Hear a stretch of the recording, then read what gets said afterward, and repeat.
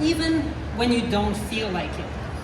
And I promise you there will be recipes, but first, we have to talk about mindset. I have to ask, is there anyone here who is good at improvising dinner or cooking from whatever they have in the fridge? Okay, you, anybody else? Yes, okay.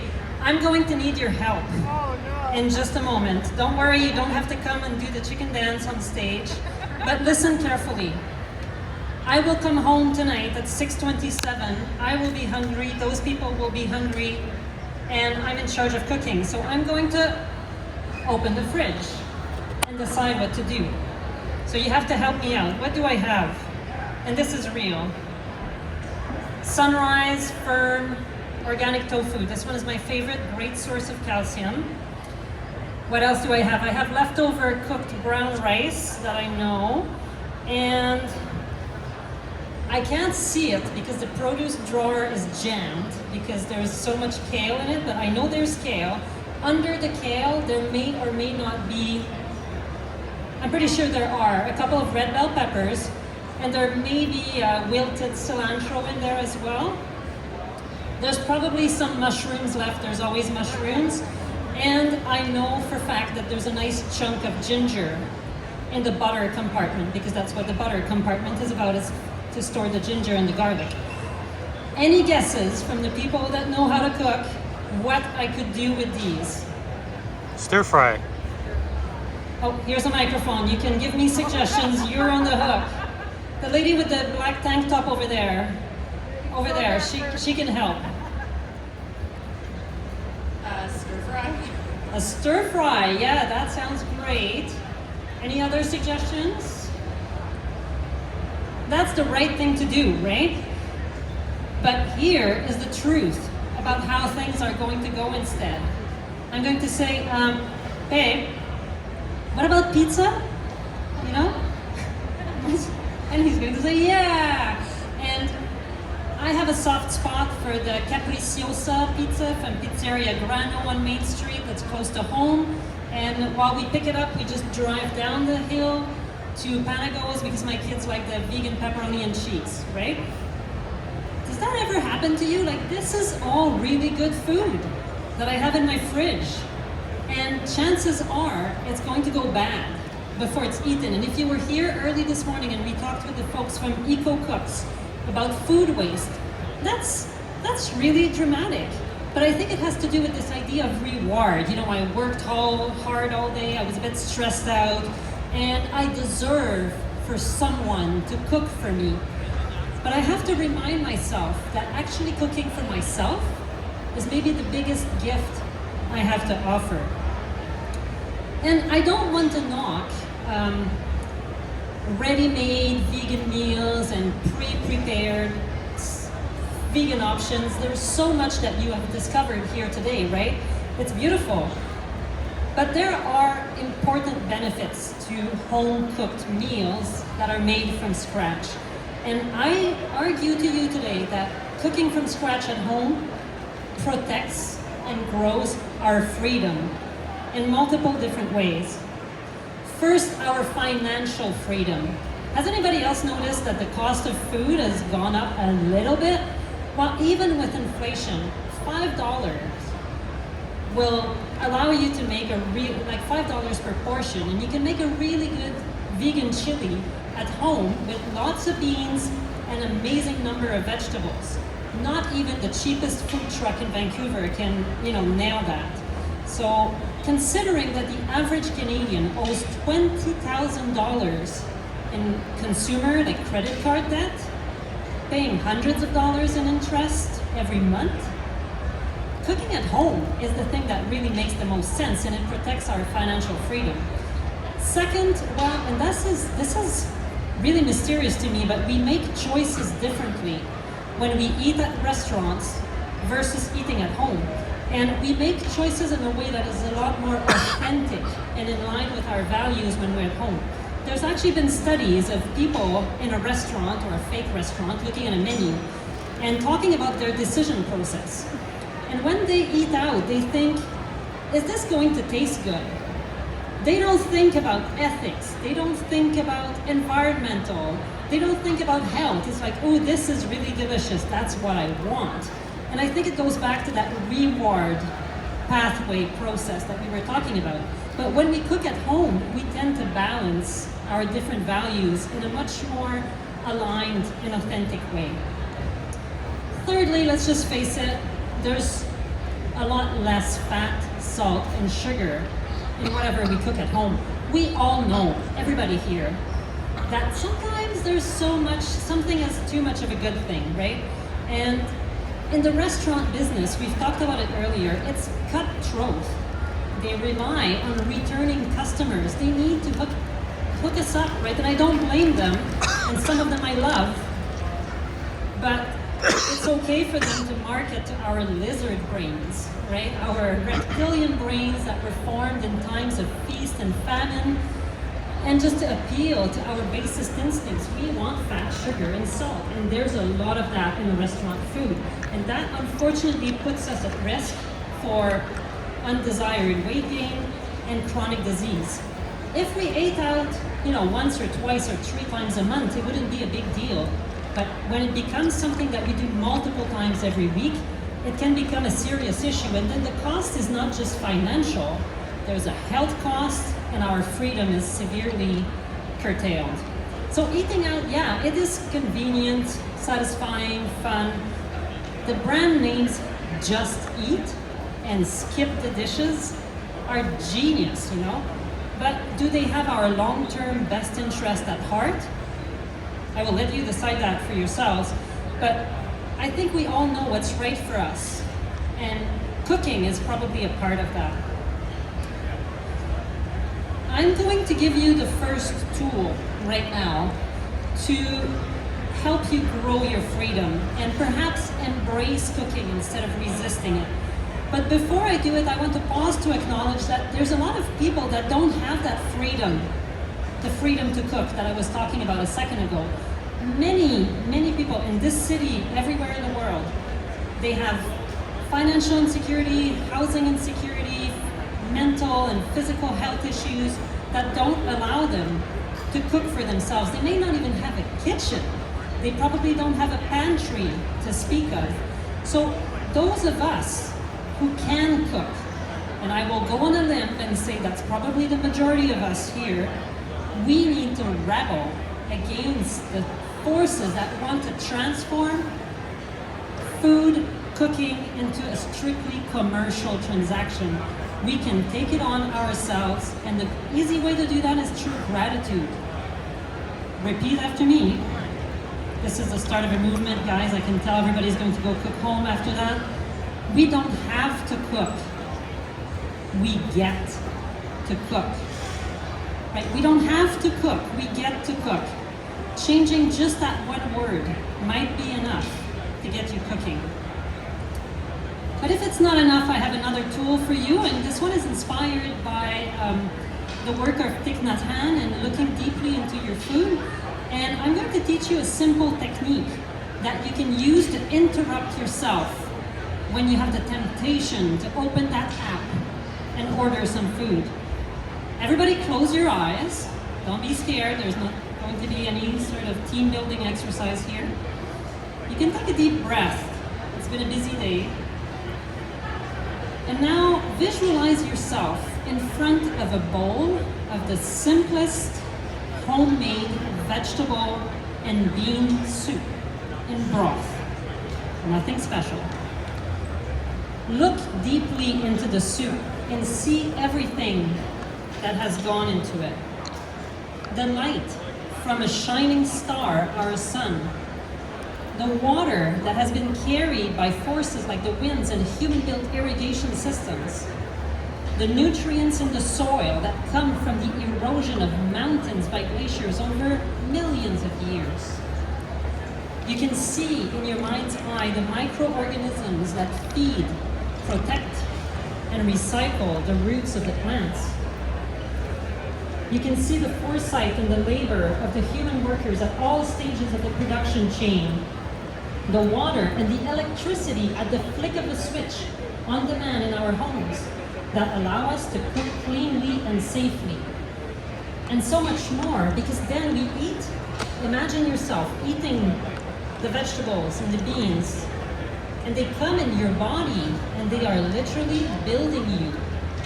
The old cells that die in our body, billions of them every day, get replaced by the nutrients that come from those vegetables and those beans. The mitochondria are burning up sugars and fat to give us the energy we need to show up.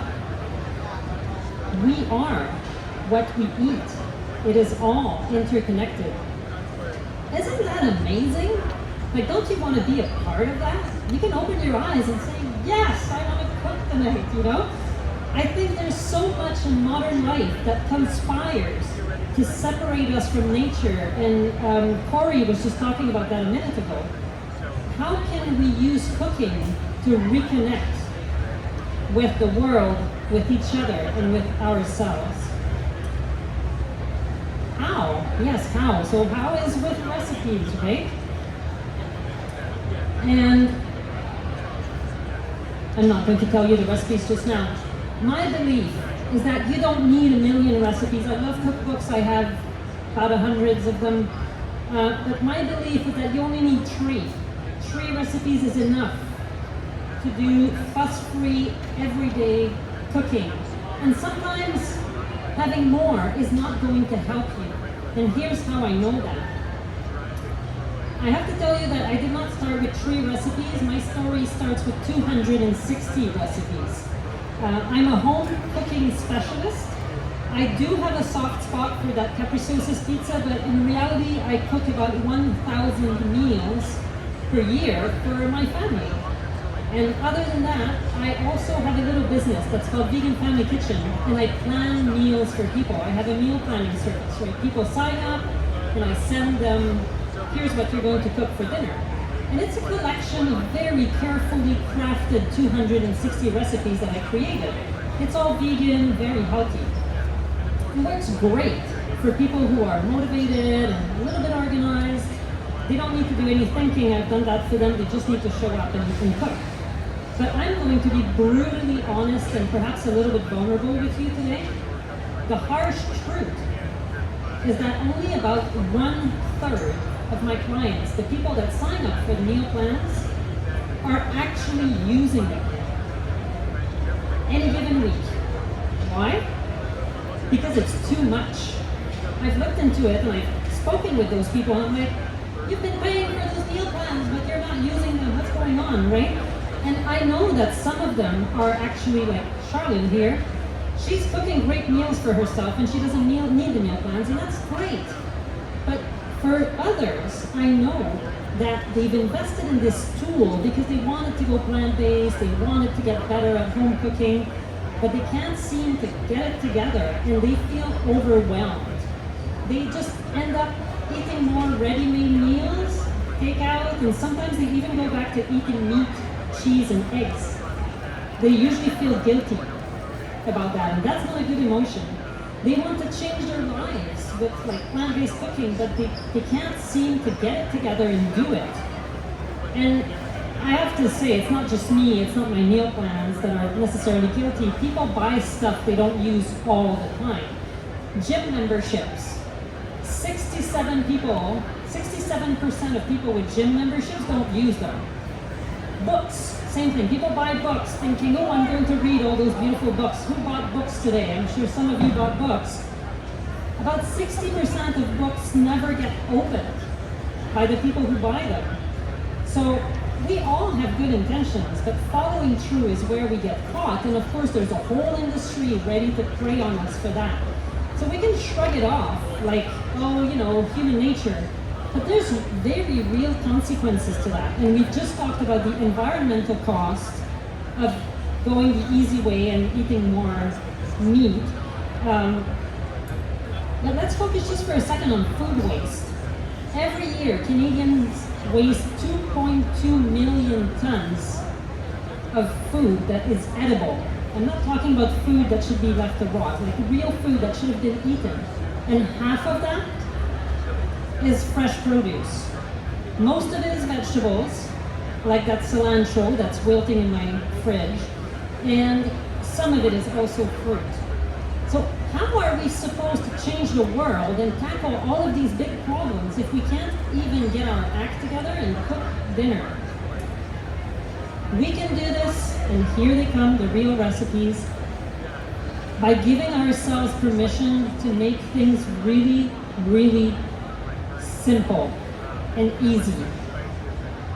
We can have plant-based meals cooked at home with love, with our own two hands, and that has to be done by just basically going the minimalist route. Maybe not every night, but at least some of the time. And by the way, don't worry about taking notes. If you want to see the actual recipes, I'm going to send them to you by email. You can just put your email up there. I won't even sign you up for anything. I'm just going to send you my notes. So what are those three things, those three recipes? The first one I call simmers. That's not a really good name, but usually people think about soups and stews, curries and chilies, but those are really things that are simmered. The other one is stir fries, and yes, that's definitely what I should have done instead of ordering pizza with my food over there. And the third thing I call roasts, and I don't mean a big roast like a leg of lamb or something awful like that. I mean things that get roasted in the oven. And the beautiful thing about these three different recipes or formulas is that they all have the same ingredients in about the same proportions. Each of them uses about half in your head. Think about the Canadian Food Guide. Half of it is vegetables. And how much would that mean if you're cooking? Take a big dinner plate, the 10-inch ones, and fill it with veggies. That's about what you need in your recipe. After that, you need beans. You need enough beans so that each person has about half a cup in every meal, preferably a little more. And then you need whole grains. Again, about half a cup dry whole grains, so when you cook it up, it will get fluffy, about 1 cup. Add some seasonings, some spices, and there you go. Those are the ingredients. You don't need long ingredient lists. Yeah, you might enjoy that once in a while to make a special meal, but on a day-to-day basis, please, I beg you to keep it simple. I'm going to tell you real quick how to cook those things. But I know, because I'm sure everybody here has already done a little bit of cooking, that you know more than you think about cooking. Let's talk about simmers. It starts with a really big pot with a thick bottom. And a big pot is better because the leftovers will be better tomorrow. Those are dishes that just enhance overnight. While you're sleeping, your food gets more and more tasty. And you put your big pot over medium-low heat. This is something that is relaxing to do when you simmer things. You have to think of a Sunday afternoon, but it can totally happen on a weeknight. And you have chosen your vegetables. I don't care which ones, they just have to be 2 or 3 different colors. And you chop them up, and as you go, you put them in the pot, and you stir with a big pinch of salt. And when you run out of vegetables, what do you add? You add beans. Beans from a can is absolutely fantastic. Just go for it. Drain them and put them in the pot. And then you will probably want some spices and herbs. If you have no clue what you're doing, take it easy at the beginning, especially with the stuff that says chili on it. If you put 2 or 3 teaspoons of different spices and herbs, just notice what you're doing and find out how it tastes, and then you will adjust next time. And then you add some liquid. And that is where you will have the difference between a soup and a stew, because the more liquid there is, the more soupy things get. I feel like Captain Obvious saying this, but I don't understand how come people need to buy all these cookbooks about the, you post a picture of soup on Instagram and everybody's like, oh, what's the recipe for this? Dude, it's soup. Just put things in a pot and find out what happens. Give yourself permission to experiment. Bring it to a boil, lower it to a simmer, and wait 20 minutes. Taste it. If everything tastes okay and the veggies are tender, you're done and you can eat it. Isn't that great? A stir fry will be different because the heat is higher and the speed is faster. And when you do a stir fry, you again want a thick bottom, but this time on a really big skillet. And it's useful to chop everything first, so that's a bit more of an advanced technique. But you chop all of your veggies, and again, you put them one at a time in the hot skillet. That's it, that's pretty easy. I have to say, if you want to put something like tofu in your stir fry, it's a good idea to cook it first. About 5 minutes. I know it's called stir fry, but you don't need to stir all the time. You can do other things, okay? You can just stir every minute and that's wonderful. But you cook your tofu first and you set it aside and then you cook your veggies. And once your veggies are done, you add the tofu, you add a bit of liquid seasoning like lime juice, lemon juice, soy sauce. Keep it simple. Sometimes I make this stir fry with just soy sauce in it, and it's often the most successful I make. Like, oh, this is so good, what do you put in it? Vegetables and tofu and a bit of soy sauce. It's really easy. And finally, I want to talk about roasted things. Other people call it sheet pan dinners, right? And again, the same strategy, chop your veggies. You can toss them with maybe a teaspoon of olive oil. I didn't say a cup, I said a teaspoon of olive oil, salt and pepper, and then you line up your veggies nicely on a baking sheet. Pop that in the oven at 375, about 20 minutes. And then you take it out and you taste it. And if they're not done yet, you put them back. I think we're used with things like pork and fish to be really worried. You know, if you don't cook pork quite the right way, it will make you really sick. But carrots, that's not gonna happen. So if the carrots are not quite cooked, you're not even going to break a tooth. Nothing bad is gonna happen. So just pop them back in the oven and come back again in 5 minutes. One last thing about grains, because I haven't talked about grains here at all. I know there's a lot of ratios out there and everybody wants to cook their grains with exactly the right amount of water to grain. Forget about that. Cook them all like pasta. If you ask me, I will bore you to death with all the details of why you should do that. But basically, it's super quick. You don't need to think. Just cook them in a lot of water and drain them in a fine mesh metal sieve at the end. So all of these formulas, they are not the be-all, end-all of plant-based culinary arts.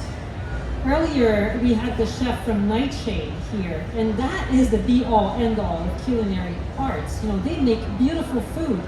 These 3 formulas are not going to result in anything like that, probably, but they will create a dinner that's very decent, that will have 10 times the nutritional value of pretty much anything you can buy ready-made. And it will be much cheaper.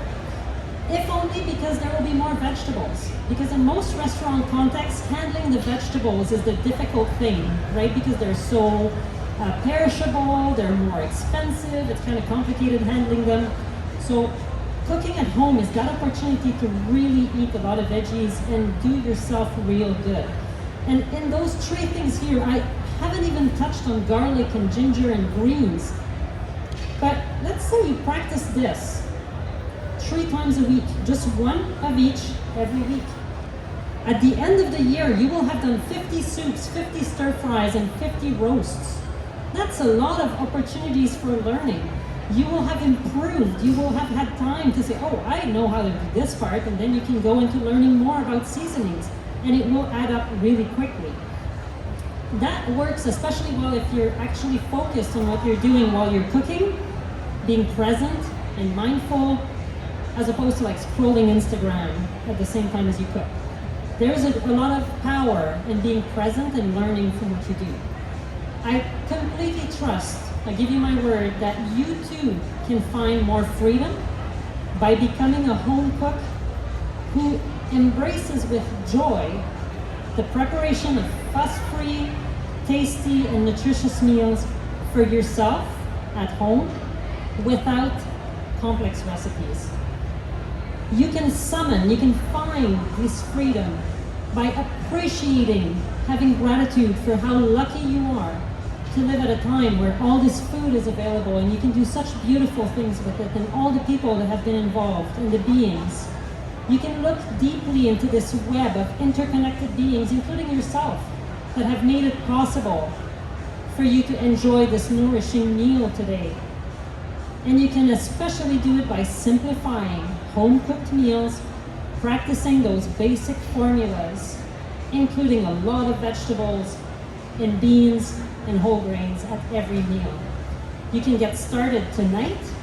You can then try to do it once a week, each of them. But you will get a lot more practice if you try to do it every night, and even, who knows, 3 times per week, 3 times per day. Every time you get hungry is an opportunity to gift yourself more freedom, more authenticity, more vitality, and to reconnect with the universe. You don't have to be a person who doesn't want to cook. You can be that person who buys their kale and eats it too. And I look forward to seeing you in the kitchen and talking about all things cooking. Thank you for being here today, and thank you for cooking.